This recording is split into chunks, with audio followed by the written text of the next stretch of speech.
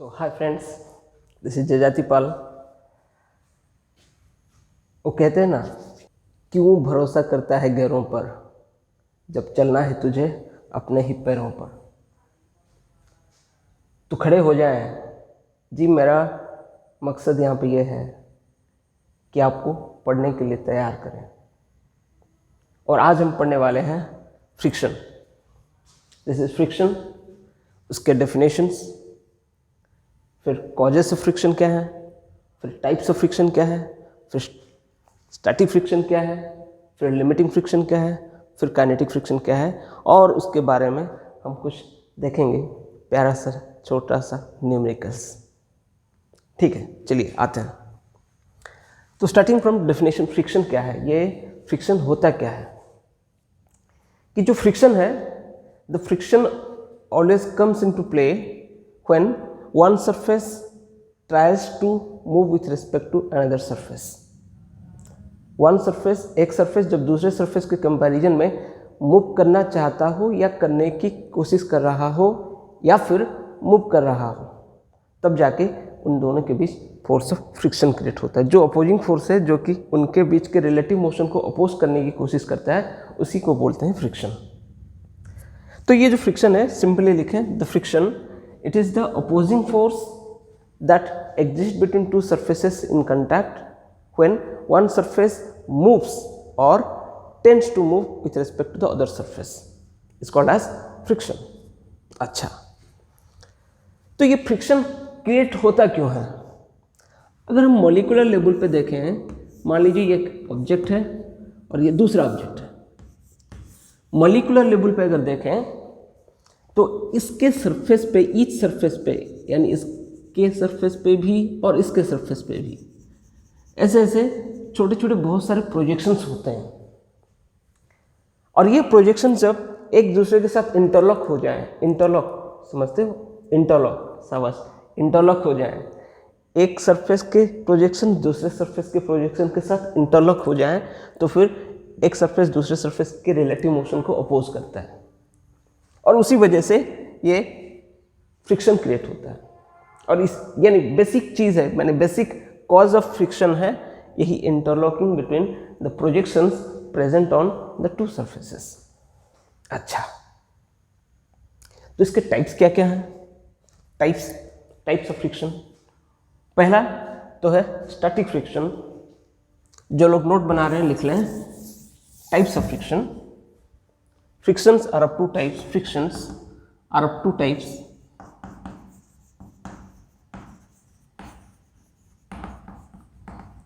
Types of frictions, friction are of two types. First क्या है ये, static friction.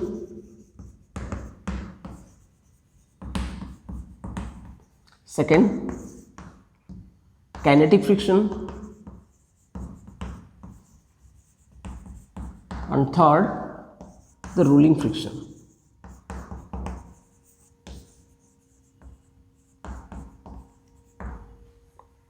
Static friction, kinetic friction and third rolling friction. और इन तीनों में से ये रोलिंग फ्रिक्शन के बारे में हम बाद में पढ़ेंगे। फिलहाल अभी इन दोनों के बारे में डिटेल में डिस्कशन किया जाएगा। तो स्टैटिक फ्रिक्शन है क्या। द स्टैटिक फ्रिक्शन, अगर डेफिनेशन में बोलें, the static friction is the force between two surfaces when there is no relative motion between them, और the frictional force between two surfaces when there is no relative motion between the two surface। मतलब एक surface जब दूसरे surface के comparison में move ना कर रहा हो। एग्जाम्पल देखते हैं।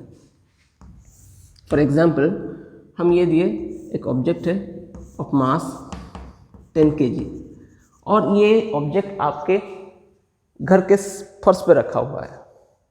लेकिन मान लीजिए ये 10 kg का मास जो है आपके घर के फर्श पे है, तो ऑब्वियसली वहाँ पे फ्रिक्शन है।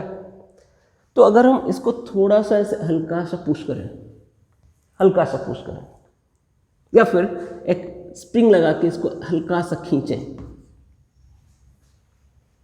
ये पतला सा स्प्रिंग क्या इसको मूव करा पाएगा ना। तो जो स्प्रिंग अप्लाई कर रहा है फोर्स, वो फोर्स गया किधर, आपको तो कहा जाता है कि force is equal to mass into acceleration.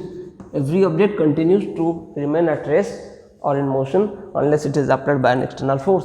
हम तो यहाँ पे भाई फोर्स अप्लाई कर दिए, तब तो इसको मूव करना चाहिए, तो मूव कर क्यों नहीं रहा, यही सवाल है। अगर इसको मूव करना चाहिए तो ये कर क्यों नहीं रहा।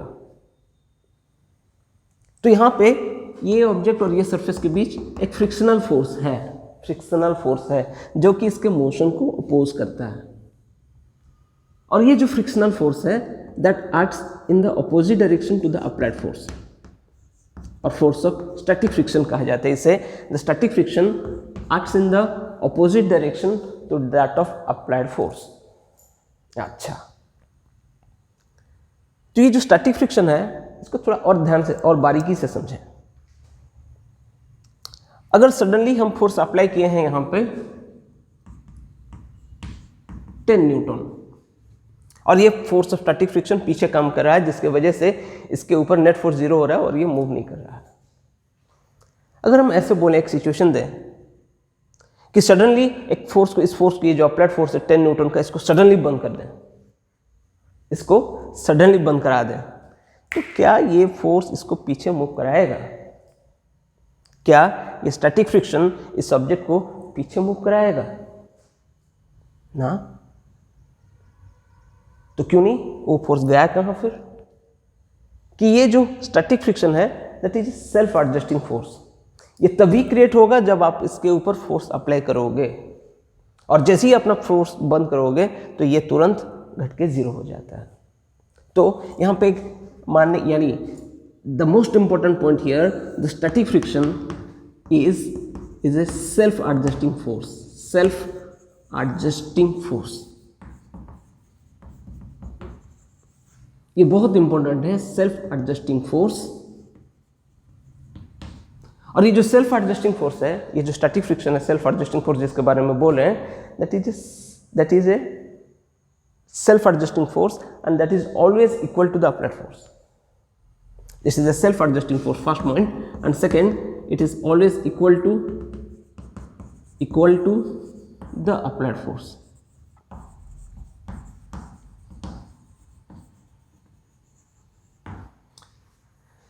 Static friction is a self adjusting force. It always comes into play when a force or displacing force tries to move the object, and second, the static friction is always equal to the applied force. ये ध्यान रखें। अच्छा, अब एक situation दे रहे हैं, सुनिए। ये हो गया स्टैटिक फ्रिक्शन के बारे में। अब एक सिचुएशन दे रहे हैं, सुनिए। अगर हम इस फोर्स को बढ़ाते जाएं, बढ़ाते जाएं, बढ़ाते जाएं, बढ़ाते जाएं, खींचें खींचें और खींचें और खींचें, स्प्रिंग के मैक्सिमम लिमिट तक इसको खींचें खींचें, तो एक सर्टन टाइम आता है और सर्टन फोर्स आता है जिसके बाद ये मूव करना चालू करता है। तो एक सर्टन वैल्यू तक, ये मैक्सिमम वैल्यू तक, एक मैक्सिमम एक फोर्स तक ये रेस्ट में रहेगा, ये रेस्ट में रहेगा, और उसके बाद ये मूव करना चालू करता है। तो जिस मैक्सिमम फोर्स तक ये रेस्ट में रहा, जिस मैक्सिमम फोर्स तक ये रेस्ट में रहा, फिर से बोले, जिस मैक्सिमम फोर्स तक ये ऑब्जेक्ट रेस्ट में रहा, तब तक ये ऑब्जेक्ट और सरफेस के बीच कौन सा फ्रिक्शन है? रेस्ट में है, तो स्टैटिक फ्रिक्शन। और ये जो maximum value of static friction है, उस maximum value of static friction को बोलते हैं लिमिटिंग फ्रिक्शन। क्या बोलते हैं? जी हाँ, लिमिटिंग फ्रिक्शन। क्या बोले? The maximum value of static friction, the maximum value of static friction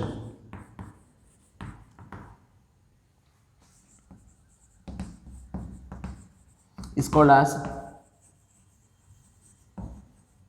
limiting friction.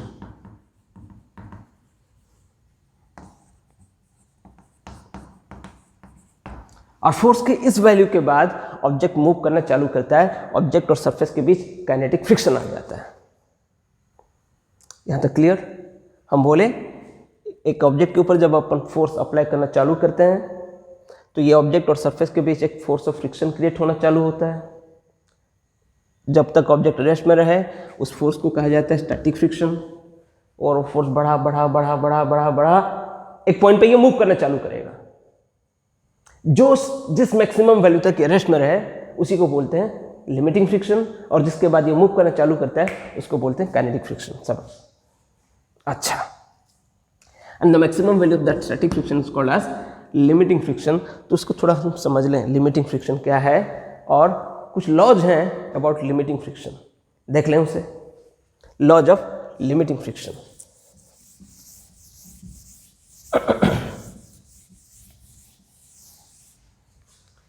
तो laws of limiting friction, laws of limiting friction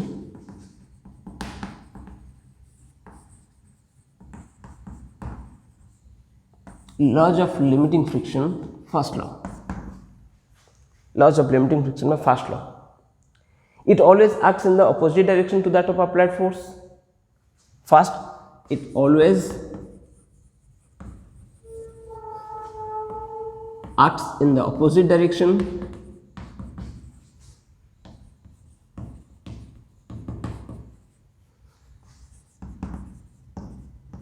to the applied force.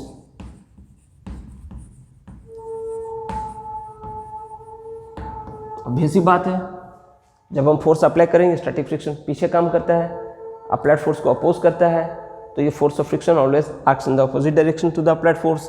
तो limiting friction always acts in the opposite direction to that of applied force. Second देखिए, force of limiting friction is directly proportional to normal reaction, that is force of limiting friction is equal to mu S into N. Equality में लाएं तो this is mu S into N. ये mu S क्या है? Here mu s is called as coefficient of static friction. Mu s is called coefficient of static friction.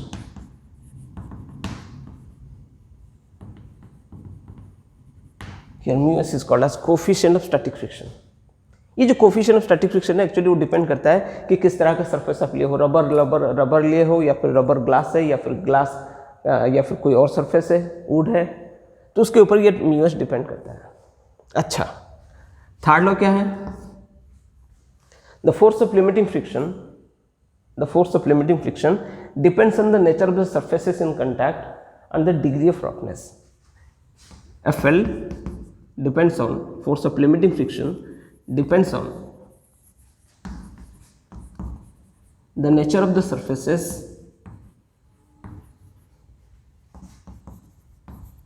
in contact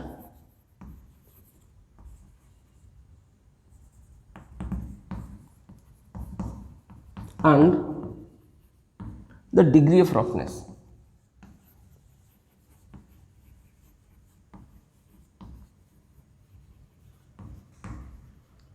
It depends on the nature of the surfaces in contact and the degree of roughness. Nature of the surface मतलब अच्छा या बुरा nature वैसा कुछ नहीं है, surface तो surface है। नेचर ऑफ द सरफेस मतलब किस टाइप का सरफेस है, किस मटेरियल का सरफेस है। ये दो सरफेसेस जो हैं, एक रबर है दूसरा रबर है, या फिर एक रबर है दूसरा वुड है, या फिर एक ग्लास है दूसरा रबर है, इनके ऊपर डिपेंड करता है किस तरह का सरफेस है। अच्छा, so force of limiting friction depends on the nature of the surfaces in contact and the degree of roughness. अगर रफ हो, ज़्यादा रफ हो, तो ज़्यादा रफ होने की वजह से उनका जो डिग्री ऑफ अटैचमेंट है वो बढ़ जाएगा, और डिग्री ऑफ अटैचमेंट बढ़ जाने से ये फोर्स ऑफ फ्रिक्शन भी बढ़ जाता है। And fourth law the most important fourth law,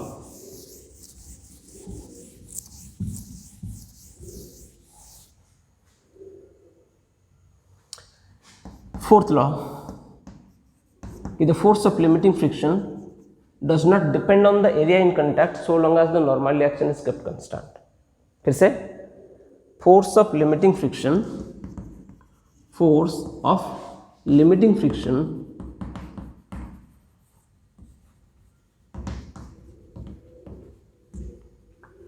does not depend on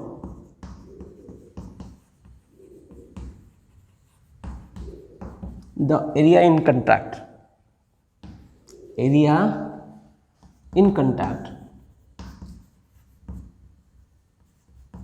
so long as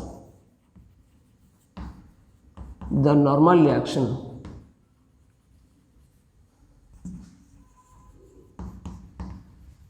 is kept constant.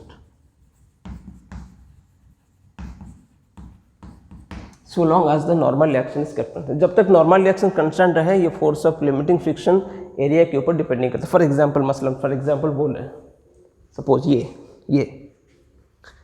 इस डॉक्टर और मेरे हाथ के बीच जो फोर्स ऑफ लिमिटिंग फ्रिक्शन है, हम इसको पुश कर रहे हैं फिर भी मूव नहीं कर रहा है. ये लिमिटिंग फ्रिक्शन, ये डॉक्टर और मेरे हाथ के सरफेस के बीच जो लिमिटिंग फ्रिक्शन है, वो आप ऐसे रखिए या ऐसे रखिए या ऐसे रखिए, फ्रिक्शन सेम रहेगा. Limiting friction does not depend on this area in contact. ये एरिया के ऊपर डिपेंड नहीं करता, इस एरिया इन कंटैक्ट के ऊपर डिपेंड नहीं करता. अच्छा, तो एग्जाम्पल रियल लाइफ सिचुएशन बता रहे हैं, सुनिए. कुछ लोग सोचते हैं साइकिल का पहिया जो है उसका थिकनेस ज़्यादा हो तो फिर फ्रिक्शन बढ़ जाता है. क्या ये सही है? क्या ये सोचना सही है कि साइकिल का टायर का थिकनेस बढ़ने से फ्रिक्शन बढ़ेगा? जी नहीं. फ्रिक्शन जो है वो डिपेंड करता है किसके ऊपर? ये नॉर्मल रिएक्शन के ऊपर. लिमिटिंग फ्रिक्शन जो है वो नॉर्मल रिएक्शन के ऊपर डिपेंड करता है. अच्छा, साइकिल से याद आया और एक सिचुएशन दे रहे हैं, देखिए. सपोज एक साइकिल है,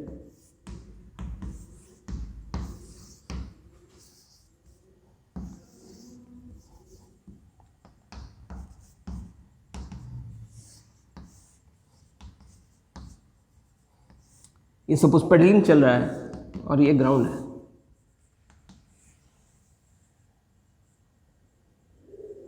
अच्छा, अब इसको पेडल किया जा रहा है, पेडलिंग चालू है, जिसकी वजह से ये आगे जा रहा है. थोड़ा सोचिए, ये जो बैक व्हील है इसके ऊपर फोर्स ऑफ फ्रिक्शन किस तरफ होगा और ये फ्रंट व्हील के ऊपर फोर्स ऑफ फ्रिक्शन किस तरफ होगा? थोड़ा सोचिए. फोर्स ऑफ फ्रिक्शन इस व्हील के ऊपर किस तरफ होगा, इस व्हील के ऊपर किस तरफ होगा? थोड़ा. हाँ, अब सुनिए.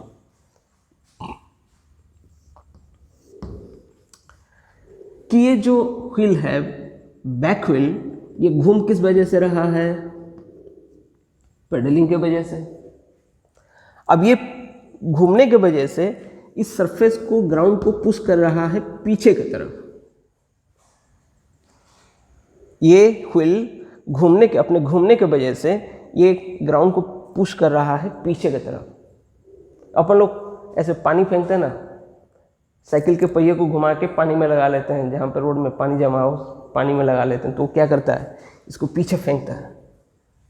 अगर आप किए होगे तो रिलेट कर पाओगे. तो ये पीछे फेंकता है. तो उसी तरह ये व्हील घूमते वक्त ग्राउंड के ऊपर पीछे की तरफ फोर्स देता है, और ये जो पीछे की तरफ फोर्स दिया तो ग्राउंड उसके ऊपर किस तरफ फोर्स देगा? हाँ, आगे. यानी इसके ऊपर फ्रिक्शनल फोर्स जो है इसके वजह से वो आगे की तरफ काम करता है. सेकेंडली देखें इसके लिए. अब ये जो है वो रोटेट करता क्यों है? ये रोटेट कर क्यों रहा है? हाँ, क्या उसको उठा के रखें और एक ही पहिए में इसको घुमाएं तो क्या ये रोटेट करेगा? ना. तो अभी अगर रोटेट कर रहा है तो क्यों कर रहा है? Due to friction. ये फ्रिक्शनल फोर्स जो है इसको घुमाता है, तो इसके ऊपर फोर्स ऑफ फ्रिक्शन एक्ट हो रहा है पीछे की तरफ, बशर्ते ये जब पेडलिंग हो रहा हो तो. कई लोग ऐसे समझ लेते हैं कि जो फ्रिक्शन है, friction always opposes the motion. ना. Friction always opposes the relative motion. Friction always opposes the motion, ये गलत होगा. Friction always opposes the relative motion. और बाकी ये अलग अलग ऑब्जेक्ट पे डिफरेंट डायरेक्शन में काम करता है. अलग अलग ऑब्जेक्ट पे डिफरेंट डायरेक्शन में काम करता है। तो ये फ्रिक्शन जो है मोशन के, बॉडी के मोशन को प्रोड्यूस भी कर सकता है और डिस्ट्रॉय भी कर सकता है। यहाँ पे इसके घूमने की वजह से, यहाँ पे अगर स्लिपरी होता है, यानी इसको अगर एक आइस सरफेस पे छोड़ देते, क्या इसके घूमने की वजह से ये आगे चल सकता था? ना। तो यहाँ पे फ्रिक्शन जो है, पीछे के व्हील के ऊपर जो फ्रिक्शन है वो इसके मोशन को हेल्प कर रहा है, यानी मोशन को प्रोड्यूस कर रहा है, जबकि आगे के ऊपर जो है फ्रिक्शन वो इसके मोशन को अपोज कर रहा है। सो नेक्स्ट देखें, ये था all about limiting friction. Next देखें काइनेटिक फ्रिक्शन। काइनेटिक फ्रिक्शन हम बताना भूल गए। ये फोर्स ऑफ लिमिटिंग फ्रिक्शन जो है, फोर्स ऑफ लिमिटिंग फ्रिक्शन जो है, यहाँ पे बोला गया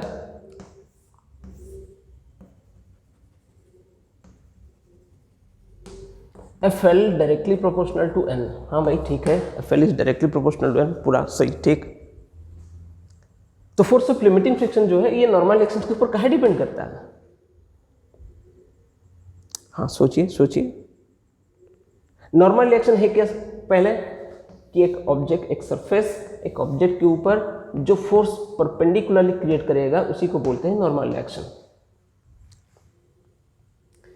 अगर ऑब्जेक्ट ऐसे हॉरिजॉन्टल सरफेस पे है तो इसका मास अगर m है तो इसके ऊपर ऑब्वियसली नॉर्मल रिएक्शन होगा इसी के वेट के बराबर, that is mg। In this condition if the weight of the object is mg then the normal reaction becomes mg cos theta। तो क्या ऐसा कोई रूल नहीं है कि नॉर्मल रिएक्शन mg होगा या mg cos theta होगा, या फिर यहाँ पे कोई दूसरा फोर्स दें तो ये नॉर्मल रिएक्शन चेंज भी हो सकता है? तो यहाँ पे दो सरफेसेस के बीच यानी लिमिटिंग फ्रिक्शन नॉर्मल रिएक्शन के ऊपर क्यों डिपेंड करेगा?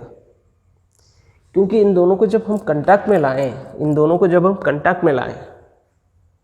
कांटेक्ट में लाने से अगर हम इसके ऊपर नॉर्मल रिएक्शन बढ़ाते हैं, मतलब इसका वेट बढ़ाते हैं, तो ये जो डिग्री ऑफ इंटरलॉकिंग है, एक दूसरे के यानी एक दूसरे में जो गुद जाते हैं, जिसके वजह से ये एक दूसरे के ऊपर मूव कर नहीं पाते, वो इंटरलॉकिंग ज़्यादा स्ट्रॉन्गर बन जाता है, जिसके वजह से ये limiting friction is directly proportional to n होता है। और ज़्यादा रफ होगा तो ऑब्वियसली इंटरलॉकिंग ज़्यादा होगा और चांस ऑफ इंटरलॉकिंग ज़्यादा होगा, और इसी वजह से फोर्स ऑफ फ्रिक्शन भी ज़्यादा होता है। अच्छा, अब आए काइनेटिक फ्रिक्शन के बारे में।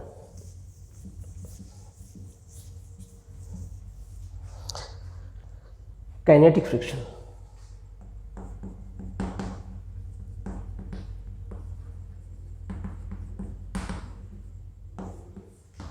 ये काइनेटिक फ्रिक्शन क्या है?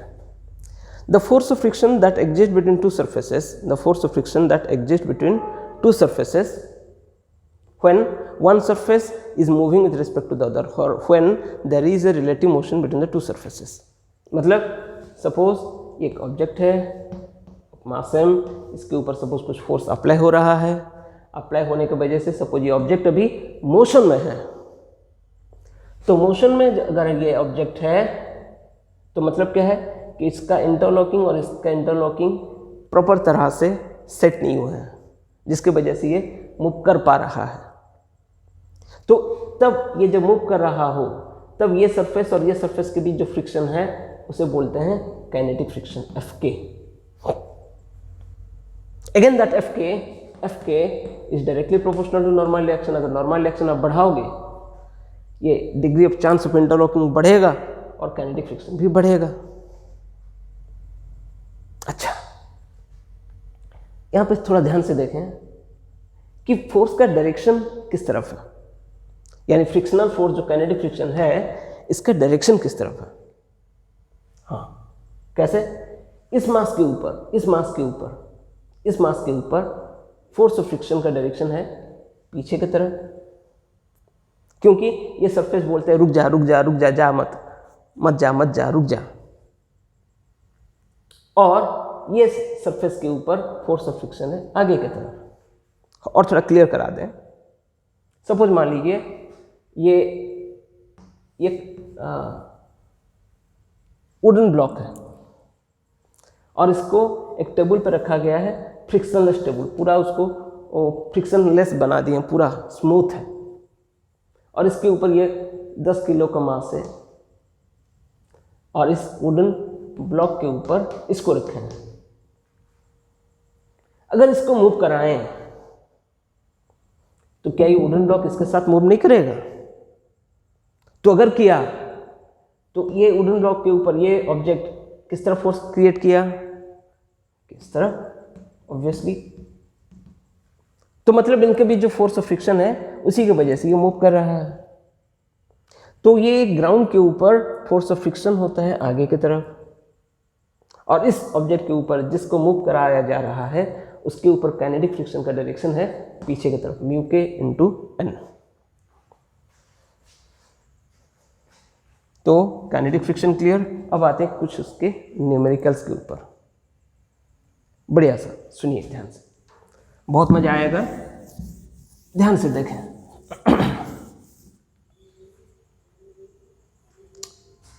Suppose starting with this be an object of mass 10 kg. This be an object of mass 10 kg and it is kept on a surface where the coefficient of static friction is 0.6 and coefficient of kinetic friction is 0.4. और इसके ऊपर हम apply किए एक force of 50 Newton. तो अभी आपको सोचना है कि ये ऑब्जेक्ट के ऊपर फोर्स ऑफ फ्रिक्शन कितना है, सेकेंड एक्सीलरेशन कितना है, थर्ड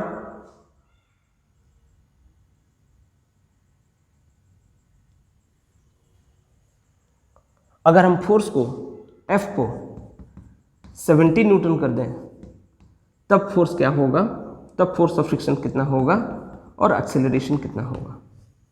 ये चारों चीज़ों आपको फाइंड करना है।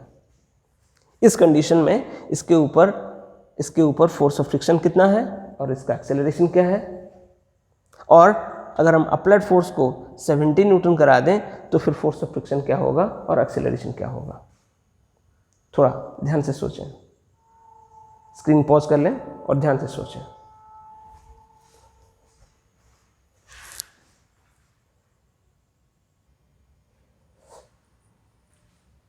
हाँ, क्या आपने सोच लिया?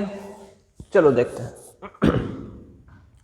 अप्लाइड फोर्स से 50 न्यूटन, तो पहले हमें यहाँ पे पहले चेक करना होता है कि whether this object is eight rest और इन मोशन। पहले चेक करना होगा ये ऑब्जेक्ट जो है रेस्ट में है या मूव कर रहा है। हाँ, रेस्ट में कब होगा? सोचिए, रेस्ट में तब तक होगा जब तक आपका अप्लाइड फोर्स लिमिटिंग फ्रिक्शन से कम होगा। लिमिटिंग फ्रिक्शन यानी आपका अप्लाइड फोर्स जब तक लिमिटिंग फ्रिक्शन से कम है या फिर जस्ट इक्वल है तब तक ये रेस्ट में रहेगा। इक्वल मतलब थोड़ा सा कम।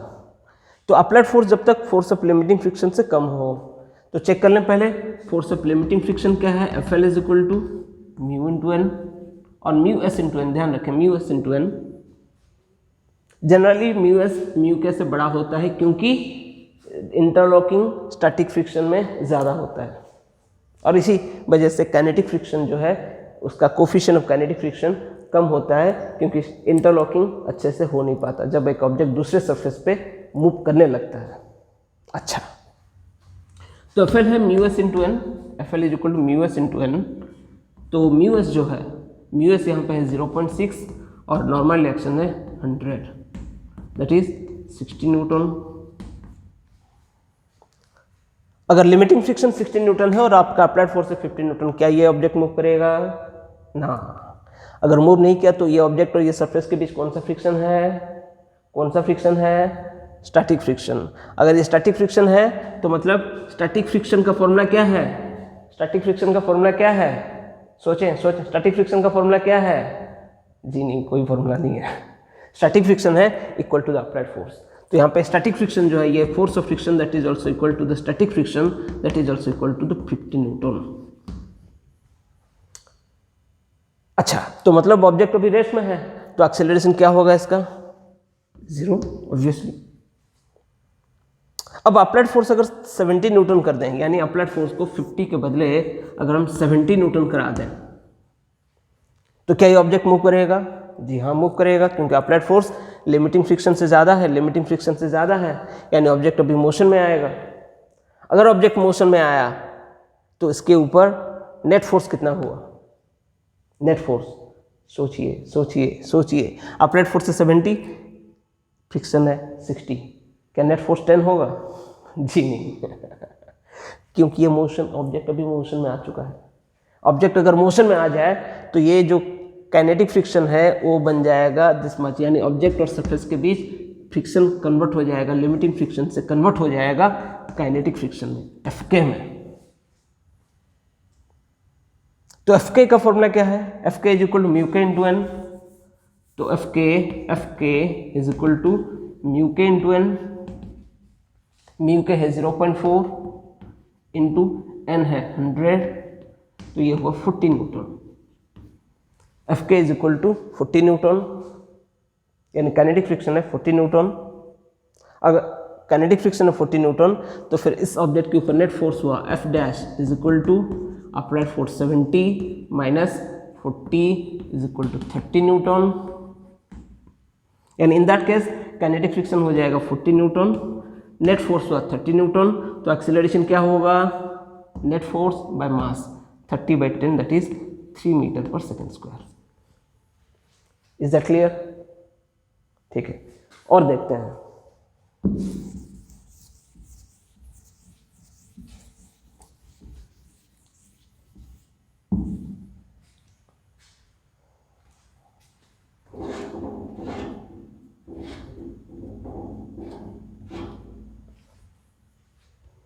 और देखते हैं।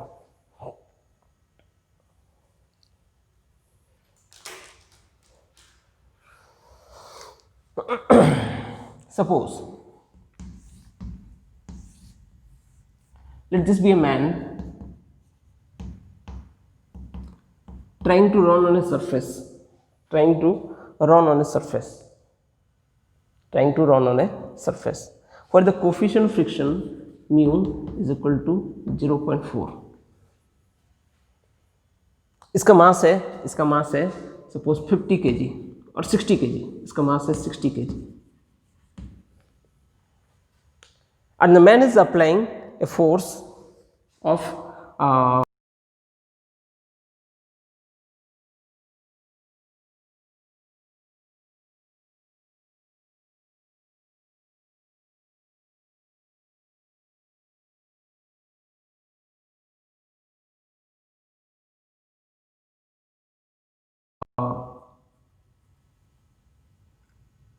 800 न्यूटन, चलो 800 नहीं, थोड़ा अच्छा सोच लें,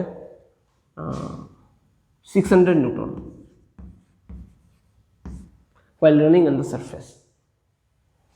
जब वो इनिशियली रन करना चालू करता है तो वो 600 न्यूटन का फोर्स ग्राउंड पे अप्लाई करता है, यानी उसका फॉरवर्ड कंपोनेंट मान लीजिए 600 न्यूटन है, जो भी फोर्स अप्लाई करता है उसका फॉरवर्ड कंपोनेंट है 600 न्यूटन।